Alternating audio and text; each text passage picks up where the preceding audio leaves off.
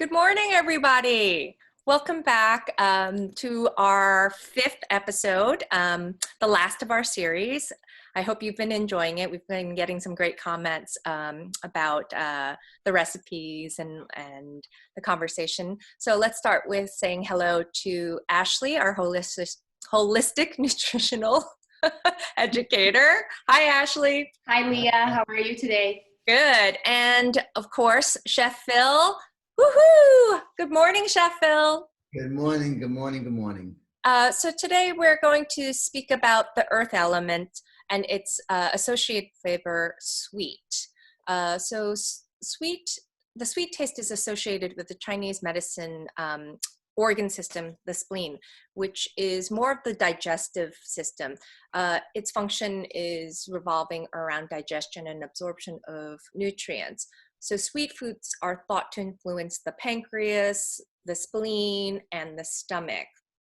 And according to Chinese medicine, the taste and action of sweet is associated with tonifying, so really giving you energy or supporting you, but also calming and reducing irritation, so a soothing effect. And it's related to generating fluids.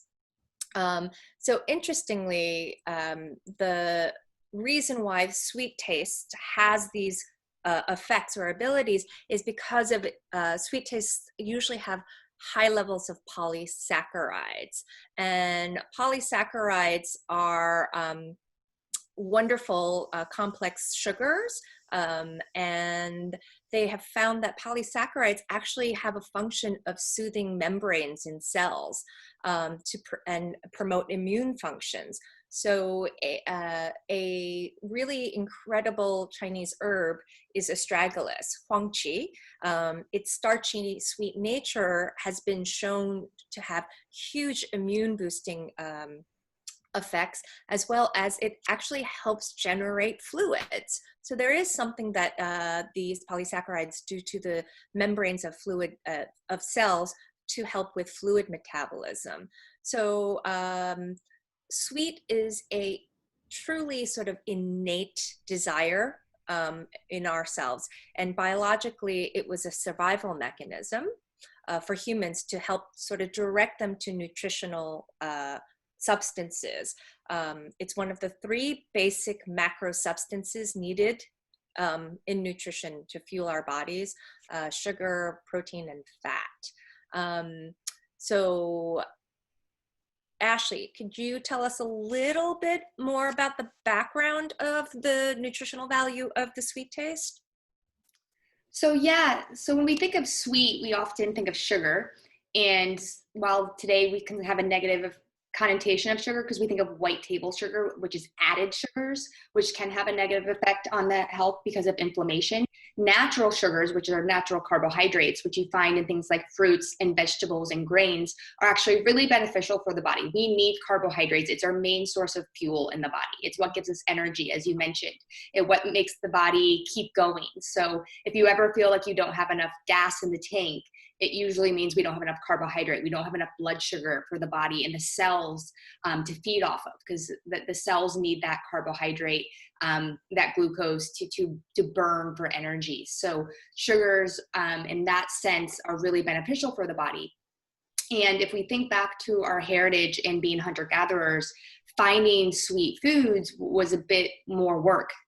Climbing trees for fruits and berry picking and going around and finding all these. So these carbohydrates weren't nearly as sweet as they were today. And there was a lot more work to get them. So it was something that sweet taste, and the reason we love it so much is because it's so beneficial for the body. It's like a reward. It's like the body feels that sweetness. We crave it because it's something that we need constantly in order to keep going. Hence the sort of soothing aspect of it. And I believe, isn't our brains the main source of food for our brain only glucose, right? For the most part, it uses a lot of glucose. It can burn fats and other things as necessary.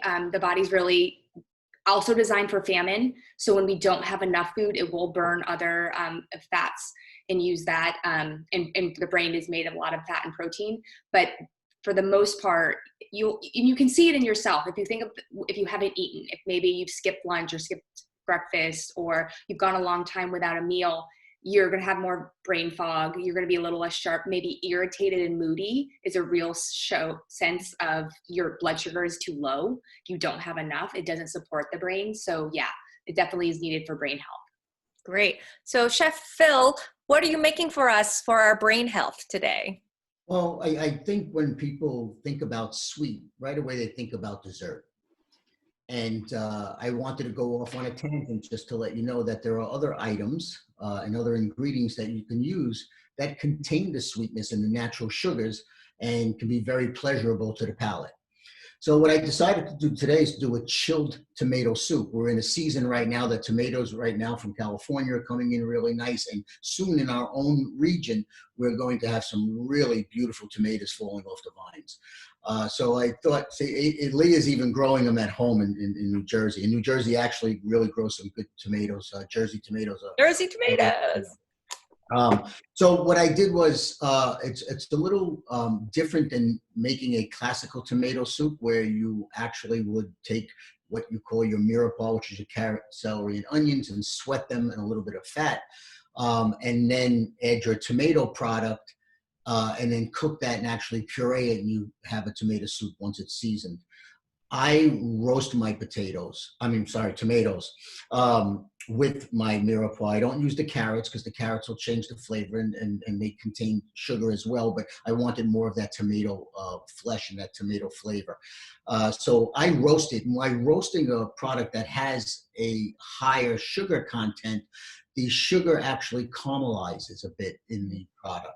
So therefore the sweetness comes out, but yet also the natural flavors of the product come out as well. So it's really the way I prefer to do it. And that's actually the way every year I make my tomato sauce, where I go to the farm stand and buy about 150 pounds of tomatoes, plum tomatoes, and roast them with garlic and olive oil and some basil. And then Wow. I have a machine that extracts the juice in the water, the pulp in the water, and discards the skin. And I have enough tomato sauce for the year. So, and I utilize that as my base sauce, whether I can make a soup from it or I can actually have a tomato sauce or add ingredients to build on those flavors. So what I did today was, it's really simple. I took some plum tomatoes that were nice and ripe, and here's the plum tomato. And all I do is I take the core out of the plum tomato, because you don't want the core, and I just make a little X at the top. The X at the top, what happens with that is that it actually, when it's roasting, it creates steam because the moisture within the tomato will start to evaporate a little bit and purge, but you make sort of a passage for the water to get underneath the skin so that the skin is easy to peel off. So that's why we do that. So, And we just learned also, didn't we, that the skin is actually hard to digest, and it has an alkaloid that is mildly toxic to some humans. So, which is true. So what I do now is now that it's nice, and you want these to get really soft in the oven, because it'll make it easy to puree. I just pull back the skin a little bit, and it peels so easily with the little paring knife. You can even do it with your hands, just pull it off, and the skin comes off very, very easily. And then all I do is, I want to keep all the juices. I plop that into my pan here, my little sauce pot that I have, and I have a little fresh basil in there right now, and you'll see the other ingredients that I have. So did you roast your tomatoes on top of onions? Is that what that is? Yeah, I have a little sliced onion and some celery in there, Oh. and a little bit of garlic, because garlic is. So it's roasting from those vegetables that it's sitting and absorbing those flavors? Yeah. Yeah, it's those are just other flavors that will be incorporated into the puree or the soup, and it'll make it a little bit more flavorful. So now the tomatoes are peeled, and they're actually cooked because we roasted them along with the rest of the vegetables. What I'll do is take the rest of the vegetables and I'll just put them into my pot. Mm-hmm. And you have a little flavor on the bottom of that pan, so you want to just add that to the pot. And then what I do is I don't put it in a blender. You can. I prefer using a stick, what they call a stick blender, because it won't be as smooth. It will be, it'll wind up being a little bit more pulpy. And if there's not enough liquid in there, you could always add a little stock. So you can see, going to make enough liquid, because tomatoes have a lot of water content. Whoops. Yeah, and it's one of the reasons tomatoes and other raw vegetables are really great during the summertime is because with the heat and us sweating more and needing more water, we're getting more water from our actual food. So not just drinking water, but the food and the moisture from the food is actually really beneficial to stay hydrated. When you do have a stick blender, you gotta make sure that it's totally immersed, otherwise you get a little mess like I just did. But the blender, if you have it in a high-powered blender as well, what'll happen with that is that it'll change the color of the tomato, and I think it's so important to keep the color of the tomato. It'll be a little more orangey, and with the stick blender, or even what they call a food mill, you'll have more pulp, and you'll also have it'll keep the color of the tomato, so it'll be nice and ripe.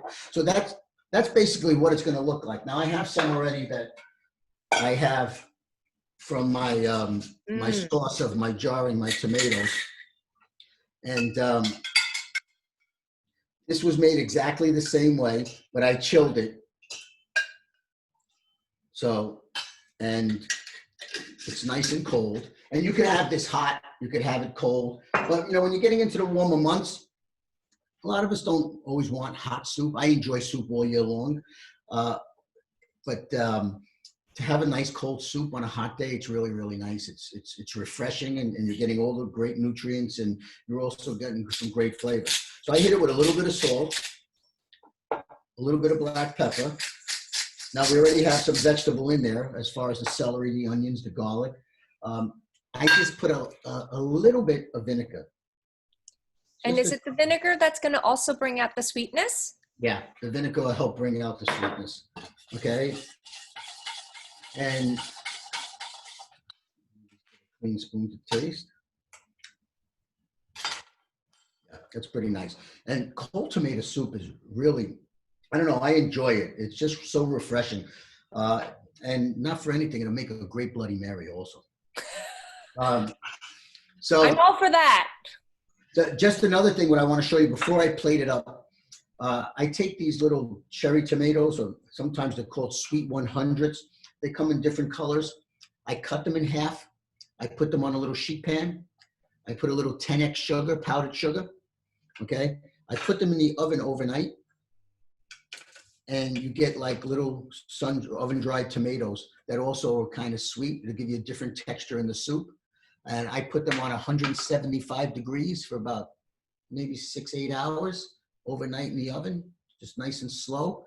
They don't turn color, and they make a nice little garnish for your soup. It's another way of eating them as well. Wow, look at that color. Yeah, the color. I mean, when tomatoes are in season, it's just incredible. Then you just take a little basil. I cut it with a scissor. When you got to be careful with basil also. If you chop basil, what happens is it'll turn black on you, because you're really. But if you cut it or you rip it, it won't? It won't. I mean, eventually it will if it's out too long, but otherwise it won't. And then you take a little bit of these tomatoes here. You have some yellow ones, you have some red ones, and you just put them in your soup for some flavor and some texture. Wow. And Ashley, tomatoes, vegetable or fruit? They're a fruit, Leah. Along with cucumbers and other vegetables that have seeds, that we think of vegetables and we eat in more savory way. And that's why I love that Phil brought this up. We sometimes think of vegetables as savory, but a lot of them are high in carbohydrates, which there really is that natural sweetness and that healthy sweetness. So tomatoes, yes, are a fruit. And I just remember going to Italy when I was traveling after college and stopping on the side of a road, and literally they're selling fruit at the tomato fruits at a stand and just eating them like an apple. And that was just like normal, and just like the juice running down and just being so delicious. And that's when you know they're just fresh and ripe and very sweet. It's definitely a fruit slash vegetable that you can really enjoy. It's like eating an apple. If you have a little salt with you and you just salt it a little bit, and it's really a pleasurable item to eat from a raw state as well, which is used in many Italian restaurants, with fresh cheeses and meats. But it's a very versatile ingredient as well, from making jams with it to soups, to just sliced and eaten as a crudo. It's very universal. Well, it's interesting. I grew up thinking tomatoes were fruit because that's what my mom said. Because in Korea, we don't use tomatoes so much as a vegetable. So we would grow them and we would put sugar on it and eat it as a dessert. So it wasn't until much later in life where, the confusion came, where it's like, it's a vegetable for other people. So it's a very interesting kind of relationship that I have with tomatoes. I always think of them as fruit. So I have a question, Chef Phil. For some of our viewers who may have some acid reflux or have to be more careful with acidic foods, how would we present this soup for those people?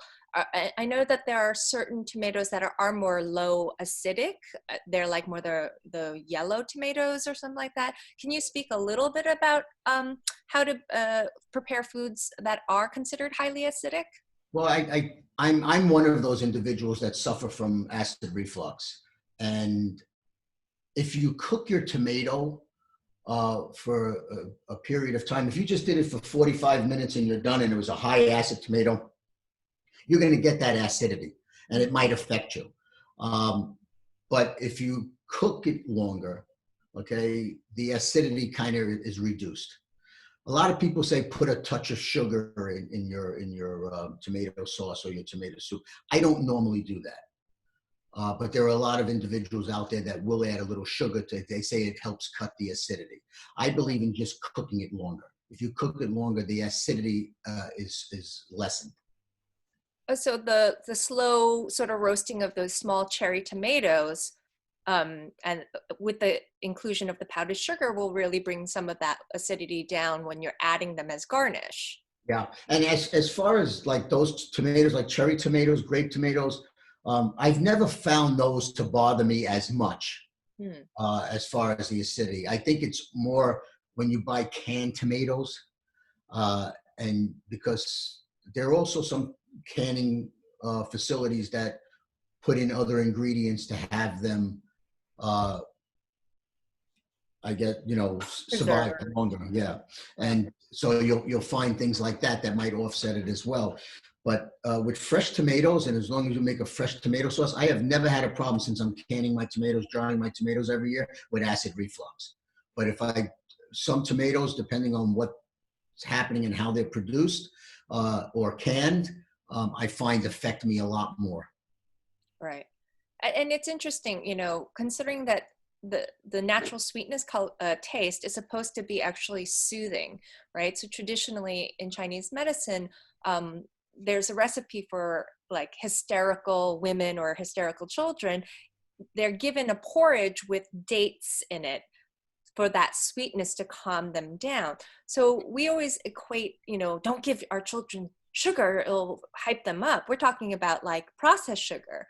But if we got them to really start to understand the flavor of sweetness from natural products, it actually does calm them down. It's why we give them treats when they're having temper tantrums. It does calm them a bit. So if we can give them things like this, right? We could probably freeze those and make them into tomato ice pop, couldn't we? Absolutely. And that you can flavor with almost anything. And again, for the adults, you could always add a little alcohol to it. So it's definitely something that you can do. We actually I've made tomato granitas, where you actually freeze it on a sheet pan or freeze it in a little pan, and then actually scrape them and serve it with a burrata or similar cheese like that. So yeah, there's a lot of things that you can do, and you just have to make your mind kind of wander a little bit and Right. I think this is such a great example of how you can introduce vegetables or bring out the sweetness in vegetables for children to really enjoy and enjoy the flavor of sweetness in a more natural way. and that's so Ashley, important. It's so important right. because it's also if you look at it, it's in training. Okay, at some point in our lives, we're all in training before we decide to go out on our own. And if you give your child a glass of soda every day with dinner, okay, that they're going to develop a flavor profile and taste and this natural like for that product because that's what you're giving them. But if you do something like this and you're making fresh ingredients and you're giving them healthy food, they'll go, they'll still go out and dabble a little bit. But if they're used to growing up on natural ingredients, they create a love for the type of food. And it's natural with all of us of what we've grown up with over the years. We tend to go back to that comfort food that we were built on. True. Yep. Amazing. So this soup, what would you pair it with? Would you just like small pieces of bread, or like you said, like a burrata? You would pair it with, some sort of like a light meat or... Yeah, this is a good time of year also to do soup and sandwich. Well, you could also have a chilled tomato soup with a grilled cheese sandwich. So, or just this could be your appetizer. I don't know if I'd make it my meal, but for an appetizer, it'd be perfect just having it like this. But again, it can be paired with so many other things. Ooh, could we pair it with some of the kimchi you made in our first episode? That might be a little bit too sharp for it. Okay. I'm Korean. I'm going to put kimchi in everything. So I think, as we're rounding out our last episode, I'm just thinking back at all of the foods that we put, and I'm sorry, but I think everything we presented could be the most amazing Sunday brunch presentation. Without a doubt. And if you salad, right? And you look back, all of these ingredients that we used were fresh, they were local, and recipes were simple, so that you could really enjoy it. It's made to, listen, food is fantastic, but when you're inviting people over, you share that food, you share the love that you put into that food, but you want to enjoy your company as well. And that's about, I guess, I know we're all social distancing and at this time, and we're starting to open up. I actually went to a restaurant for the first time yesterday on Long Island, and took my mom was 91 years old 2 days ago, and we took her out for dinner in the afternoon, and we sat outside at a local restaurant in Long Island. And it was, let me tell you, I didn't think I was going to feel comfortable. I was perfectly comfortable, and it felt like we were normal again. And this is the time of year, summertime, you have great products, and we grow great products locally here in New York, in New Jersey. And it's the time that you want to enjoy them. Soon, another month or so, 2 months, you'll have beautiful corn growing out of Long Island. And I don't think there's any corn better than corn off the North Fork. It's just amazing. And my favorite is what they call, it's the bicolor corn, which is both yellow and white, and the kernels are really small. And you eat that raw, it is like sugar. It's like eating a piece of candy. So that's my favorite. I can just open it up at the farm stand and just bite right into it. That's how good it is. But this is the time of year to enjoy it and to make things like this and to enjoy family and friends. So. And I think we have such great recipes for that as we're reopening, I just learned, I did a certification on all the current information on the COVID, and they're finding that if we sit outside where there's air circulating, and as long as we're not in condensed proximity, we're actually safe. And so I think this is the time to start to feel like we can open up and share. Hi, Kathy. Thank you for wearing a mask. Mwah. This is Kathy, Chef Phil's wife. How apropos that we get to meet your wife on the last episode. And just to let everyone know with this COVID, and we're starting to open up, go out, support your local restaurants. This Yeah, is not a definitely. foodborne. This is not a foodborne illness. Mm. So do not be afraid. Be cautious when you're out there, when you're entertaining with others. But go out and enjoy. Go out and enjoy the local products that we grow here. Go out and enjoy the chef's creations that you share with friends. We'll all get through this together, and we're all looking forward to enjoying the great weather that's coming along, and enjoying some great food and simple food. And I think Ashley would agree with me, like, this is a time to eat fresh, whole food. This is how we build our immunity for the coming fall and winter. So, right, Ashley, like, let's get out there and enjoy fresh, delicious, healthy food. Yep. Whether you make it at home or not, right? Yeah. All foods, especially fruits and vegetables, are most nutritious the day that they're picked. So as soon as you pick it from a tree or the vine or wherever the plant it's growing from, it starts to degrade in nutrition over time. So the sooner you can get it from farm to table, and why that is such a great movement is because that's when it's most nutritious. When it's most nutritious, it's most flavorful and it tastes the best, and you're going to get the most out of it. So this is a perfect time of year to grow your own tomatoes or find that farm stand and grab as much as you can, and it's going to taste better and it's going to be better for you. Right. So And get out there, so everyone. Yeah, we're so lucky. We're in a region that we have local farmers coming from upstate, coming from Long Island, coming from New Jersey, and going to these little farm communities that we have in our inner city, and we can get fresh vegetables, like you say, the day that they're picked. It's incredible, and we're very, very lucky. There are other regions that don't have this. Yeah, food vacuums. So thank you, everyone, for joining us and really sending out comments about how much they've enjoyed these episodes. And we're looking forward to bringing new episodes to you in the near future. I think we have such a great group of interesting characters here who are giving it great information. And, I really do look forward to seeing all the different recipes that you come up with, Chef, and the really great information that you provide, Ashley. So I plan to be coming over soon to eat some of this food. And Ashley, I think you need to come join us. So get yourself ready, Chef, because I eat a lot. I hear that. Yeah, she does. I've seen her. Yeah, I can put down. So everyone, thank you again, and go enjoy outside, eat delicious, healthy food, and hope to see each one of you guys in person. Bye, everybody. Thank you. Bye, everyone. Stay well.